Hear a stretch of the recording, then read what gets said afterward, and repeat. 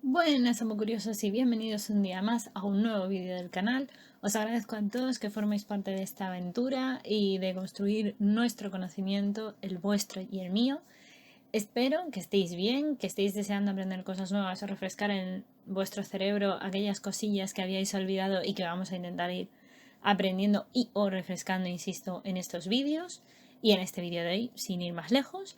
Y ya sabéis, por aquí os dejo las redes sociales donde encontrarme y siempre podéis leer cosillas que pongo y demás cosas. También tenéis el correo. Bueno, me podéis localizar de mil formas, estoy disponible para vosotros. Y dicho todo esto, comenzamos con el tema de hoy. Dentro de las amebas de vida libre, o llamadas también como anfizoicas, son capaces de vivir tanto de forma libre como de forma parasitaria. Y aunque suelen ser patógenos oportunistas presentes en algunos lagos y tierras contaminados, penetran también a través de las mucosas y la piel y nos pueden llegar a infectar a los seres humanos. La Acanthamoeba spp, que entre ellas tenemos a la Acanthamoeba culbertsoni o Acanthamoeba castellani, entre otras, y asimismo la Balamutia mandrillaris, son formas de vida que van a tener la forma de vida como trofozoito y como quistes con un solo núcleo, ¿vale? Tienen sus dos formas de vida, ¿vale? Tanto la forma quiste como la forma trofozoito, pero su ciclo de vida es bastante interesante comparado con el que ya vimos de la entamoeba histolítica, porque las amebas de vida libre son diferentes. Como vemos en el ciclo biológico de esta cantamoeba, vemos que el trofozoito es la forma infectante, que no el quiste, como ocurría con la entamoeba histolítica. Los trofozoitos y quistes presentes en aguas contaminadas penetran en principio por fosas nasales durante el baño, por vía ocular o a través de líquidos de las lentillas o incluso a través de la piel. Los trofozoitos se dividen, por tanto, mediante una mitosis y provocan las manifestaciones clínicas que ahora veremos.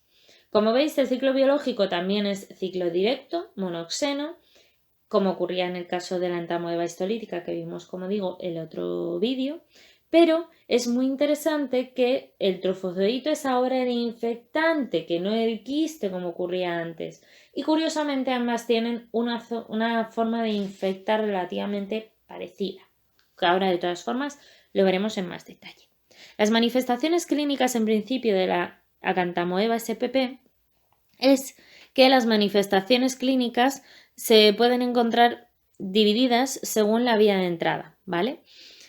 Tenemos la meningoencefalitis amebiana granulomatosa o MGA, que puede ser crónica, ¿vale? Normalmente de hecho lo es. Afecta a individuos inmunodeprimidos y la ameba lo que hace es aprovechar y penetrar por las vías respiratorias que están pues bajas en defensas o que tienen incluso algunas heridas en la piel o cualquier punto, digamos, vulnerable, y se produce una incubación muy variable de hasta 10 días, ¿vale? Es bastante lento, pero lo que produce es un edema cerebral, somnolencia, irritabilidad, diplopia, dolor de cabeza y vértigos. Fijaos todo lo que puede llegar a producir. Y las lesiones corneales, que son otro punto de entrada diferente, son aquellas que llevan un periodo de incubación mucho más corto, porque lo que producen normalmente es una úlcera corneal o queratitis, úlcera corneal y queratitis, las dos cosas, no una cosa u otra, y puede cursar con dolor, visión borrosa, fotofobia y la pérdida de la visión. O sea que es bastante, cuando menos, llamativo.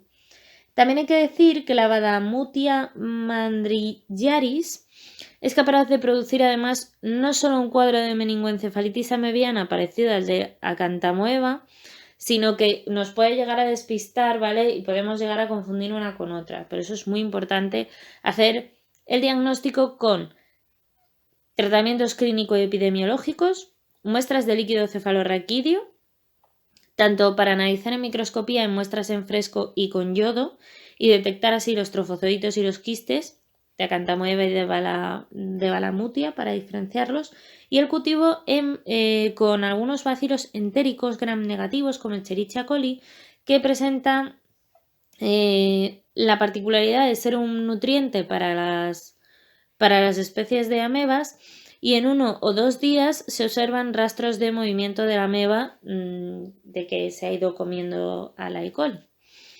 Evitar también zonas de baño contaminadas es una buena profilaxis para este tipo de enfermedad, y la reparación de las piscinas, así como el cuidado de ellas para evitar el contacto con la tierra y con focos de infección de este tipo de patógenos. Tratamiento. Normalmente es ineficaz, ¿vale? Porque cuando se te da la meningoencefalitis amebiana granulomatosa, lo que más se utiliza es la pentamidina, el ketoconazol y la flucitosina. Cuando ya tienes el proceso de úlcera corneal y queratitis por las lesiones corneales, lo más normal es utilizar el isethionato de propamidina o clorexidina, y además una solución oftálmica de neomicina o miconazol tópico. Este tipo, como digo, de infección es bastante importante y hay que tener cuidado con ella, ¿vale? Cuando he dicho que el tratamiento generalmente es ineficaz es porque normalmente el cuerpo o lo acaba curando solo o se autolimita, ¿vale? Normalmente este tipo de tratamientos son para facilitar y ayudar a la eliminación, pero también necesitamos que las defensas lo eliminen, como prácticamente con casi todo, tampoco es ninguna excepción. Otra de las formas de vida libre es la Naegleria fowleri. Tiene forma de vida también en trofozoito ameboideo y quiste también, además de una forma flagelada en cuanto al trofozoito, ¿vale? Que suele ser flagelar. Su ciclo biológico es característico porque el trofozoito se divide en una mitosis y puede formar quistes o transformarse en una forma flagelada de resistencia. No necesita alimentarse hasta que las condiciones medioambientales mejoren y, por tanto, en esa forma de quiste puede revertir hacia el trofozoito según sean las condiciones ambientales, como digo. Tanto el trofozoito como su forma flagelada son las formas infectantes. En este caso, a diferencia de la entamoeba histolítica y en el caso anterior también que hablábamos de la acantamoeba, ahora los dos son infectantes. Ojo, cuidado que esto es peligroso. Las manifestaciones clínicas que encontramos en este tipo de patógeno es que afectan a individuos sanos. A diferencia de la acantamoeba, que va a inmunodeprimidos, a grupos de riesgo y cosas similares, este patógeno no lo hace. La Naegleria fowleri va principalmente a niños, a jóvenes y a personas sanas. La inhalación de trofozoitos y formas flageladas a través de aguas contaminadas nos llevan a producir meningoencefalitis amebiana primaria, la MAP, que es diferente de la que os he comentado anteriormente. La encefalitis aguda normalmente suele ser fulminante y es una incubación muy corta. Normalmente lo que produce es una necrosis hemorrágica, náuseas, vómitos, rigidez, fiebre, puede llevar incluso a llevarnos al coma y en 4 o 5 días incluso hasta la muerte. El diagnóstico se produce, como antes, mediante análisis clínico epidemiológico y mediante muestras de líquido cefalorraquídeo tanto fresco como en tinción. Hay leucocitosis, normalmente que se pueda visualizar, y proteínas en el líquido cefalorraquídeo, así que solo hay trofozoitos comparado con lo que ocurría con acantamoeba, que veíamos trofozoitos y quistes. En este caso solo vemos trofozoitos, y el cultivo con Escherichia coli que ocurría con acantamoeba también se puede utilizar en este caso. La profilaxis sería evitar las zonas de baño contaminadas y la reparación de piscinas como antes para que no sea posible infectarse el agua de ninguna forma. Y el tratamiento, eso sí, se utiliza con anfotericina B y con miconazol y rifampicina. Son métodos bastante eficaces y si se te pilla en el momento no te vas a morir en principio. Pero hay que tener cuidado. Bien. Y hasta aquí por hoy, amo curiosos. Espero que hayáis aprendido, que os haya resultado entretenido y sobre todo, ya sabéis, darle al pulgar hacia arriba, darle a la campana, dejaros las dudas, la información que encontréis que a lo mejor yo no he puesto sobre el tema, comentarios si queréis y demás aquí en el vídeo o en redes sociales o donde queráis. Y nada, pues simplemente espero que esta pieza de Lego os haya ayudado a construir un poquito más vuestro conocimiento y ya sabéis, nos leemos por redes sociales, nos vemos en el próximo vídeo, muchas gracias, ya sabéis que podéis compartir vuestro conocimiento siempre con todo el mundo y nada, que la ciencia y la fuerza os acompañe.